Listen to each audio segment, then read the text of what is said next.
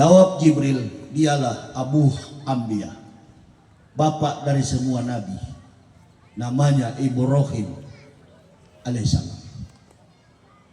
Bangunan apa ini wahai Jibril saudaraku? Ini adalah Masjid Al-Makmur. Konon di masjid ini 70.000 malaikat keluar masuk, dan yang sudah masuk tak boleh masuk lagi. Makanya ibu bapak, makhluk Allah yang paling banyak itu malaikat. Hati-hati perbuatan kita.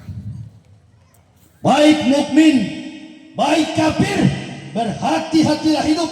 Setiap gerakan kita, dosa sekecil apapun, kalau Allah menghukum manusia, nggak ada dia beritahu. Badan meteorologi, klimatologi, dan geofisika tak mampu mendeteksi kekuatan alam ini. Kalau dia hukum manusia, dia perintahkan kekuatan bala tentaranya, angin, api, maka diberikan standar hidup bagi manusia itu. Apa namanya? Sholat. Kita mati dalam keadaan bencana, kita mati dalam keadaan ditindas dengan berbagai macam tindasan hidup. Tapi kita sudah merdeka, sudah punya tempat, karena kita adalah orang beriman yang siang malam pekerjaan kita sujud menyembah hanya kepada Allah. Itu yang disebut hamba. Polisi dan tentara itu kan kalau hormat komandan begini kan, pokoknya siap benar siap salah. Polisi dan tentara itu lapor komandan, lapor komandan.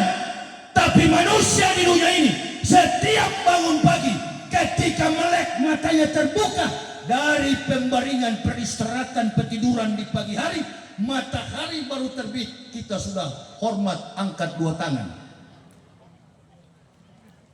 Prabowo pun sebagai presiden, kan Prabowo tidak ada lagi yang dia hormat di Indonesia ini. Semua hormat ke Prabowo Subianto. Lapor komandan. Komandan Panglima Angkatan Darat hormat ke Prabowo. Prabowo hormat ke siapa? Ayo jawab. Hormat ke siapa lagi Pak Prabowo? Adakah presiden di atas presiden? Istilah SBY matahari kembar, enggak ada. Pejabat negara cuma satu, petinggi negara, presiden, perdana menteri cuma satu. Tapi Prabowo kalau bangun subuh ada yang dia hormat. Allahu Akbar sampai jidatnya ke bawah. Pejabat mana yang bisa sujud? Coba kita masuk masjid. Saya pertama kali masuk masjid, sadar betul menangis saya. Di Jakarta saya diundang ceramah di masjid Istiqlal. Jenderal 1 bintang, 2 bintang, bahkan kemarin di Mabes Polri. Allahu Akbar. Mabes Angkatan Darat berpakaian dinas mereka, tapi ketika imam komando sujud, mereka sujud.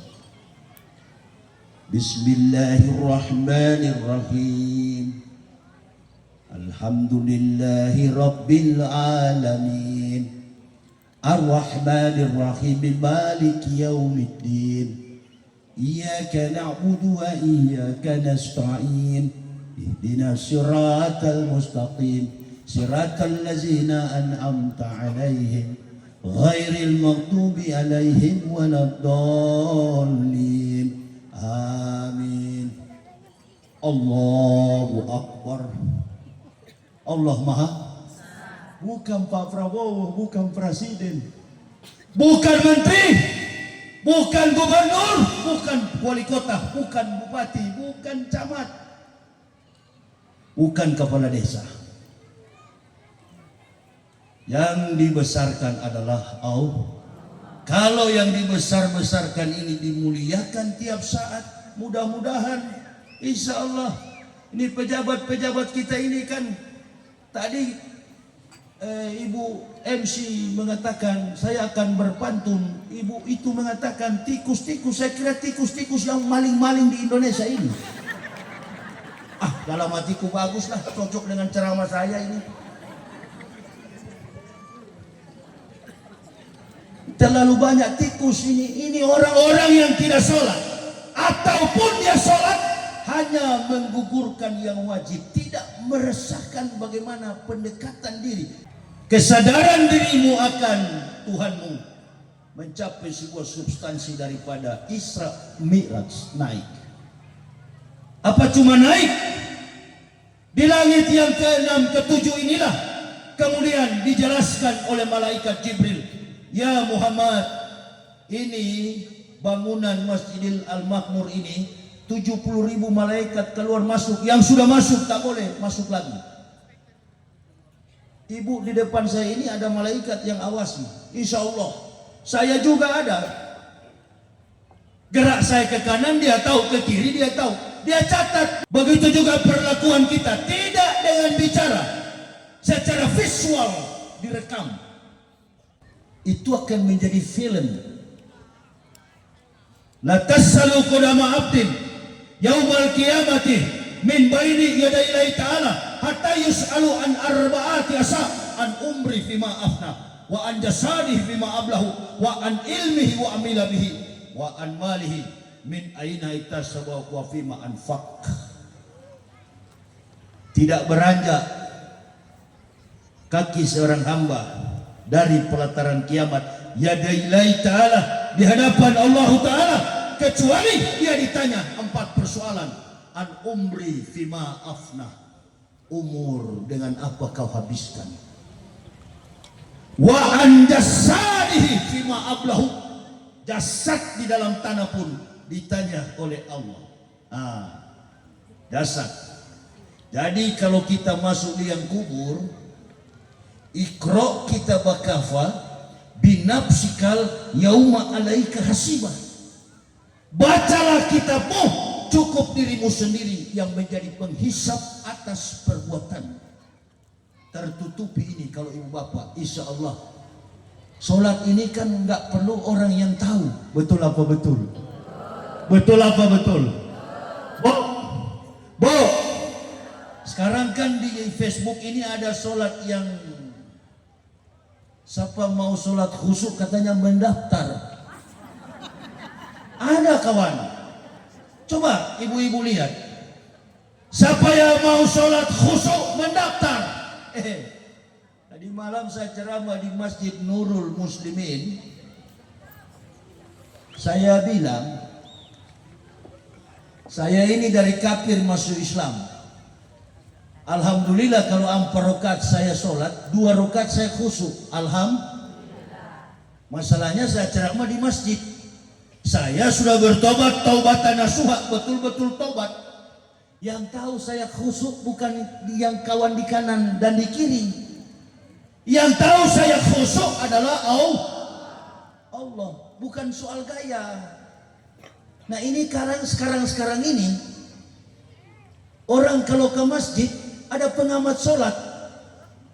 Oh ini jenggotnya kurang panjang, surganya belum sunnah. Saya terus cari-cari di Al-Quran, ini mana malaikat pengukur jenggot ini? Allahu Akbar. Kalau bukan masalah jenggot, masalah kaki celana, kalau tidak panjang begini, tidak sah itu sholat. Kayak orang menyeberang kali lagi banjir. Bukan ukuran jenggot kawan, bukan ukuran baju, bukan ukuran kaki celana, tapi setidak-tidaknya baju mesti bersih. Saya juga pernah sholat di samping pakai gamis, aduh hampir mati saya. Wah bau ketiak, buset,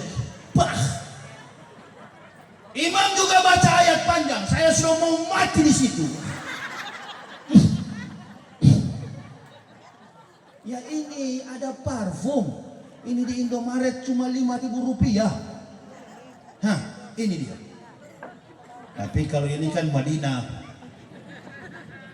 5.000 rupiah ada jual di Indomaret, gosok kawan. Tapi percuma ente gosok kalau tidak bersih. Bawa ke laundry, cuci, suruh bini cuci dulu.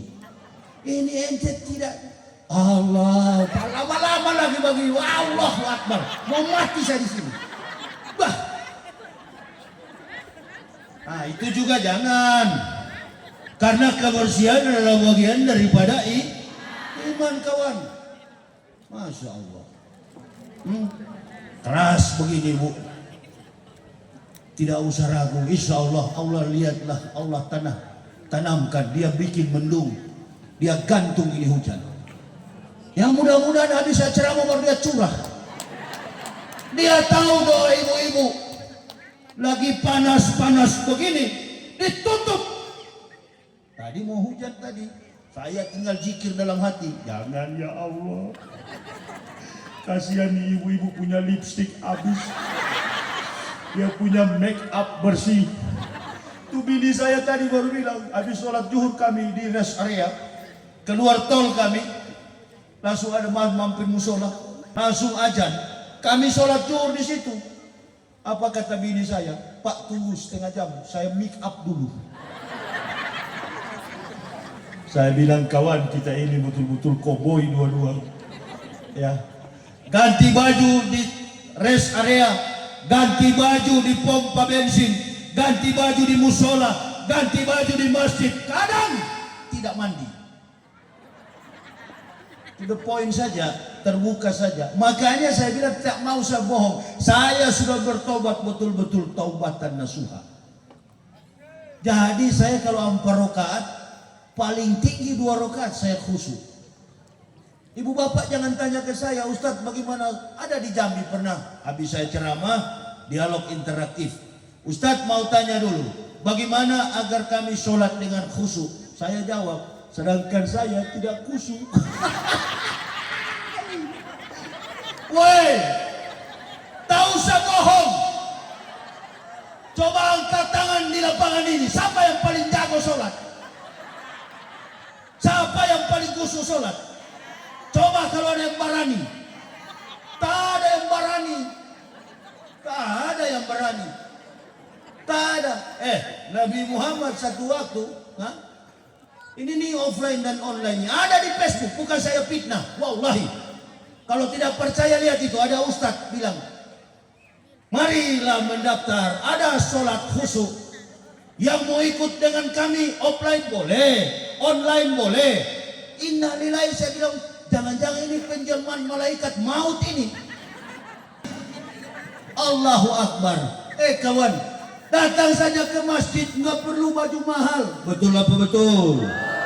Ini mau Ramadan, awas. Nggak usah malu sama tetangga kalau nanti nggak ada baju.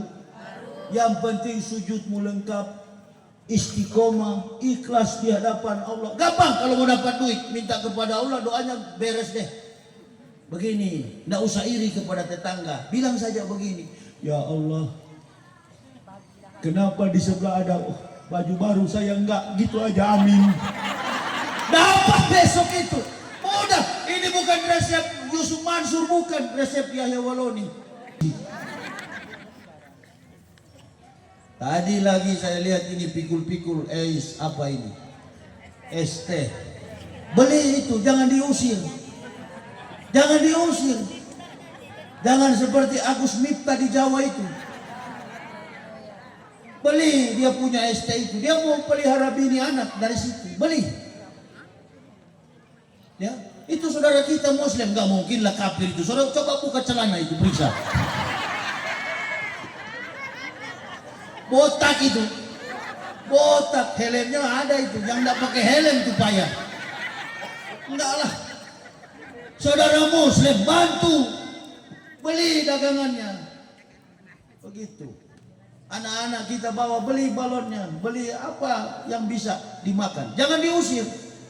MC catat itu baik-baik. MC bilang pergi di sana, nggak usah, dia perlu jalan. Dia perlu jalan supaya ada jamaah yang minta dia kasih. Ya, kotak amal mainkan, jalankan, tapi mulut diam. Kotak aja yang dijalankan.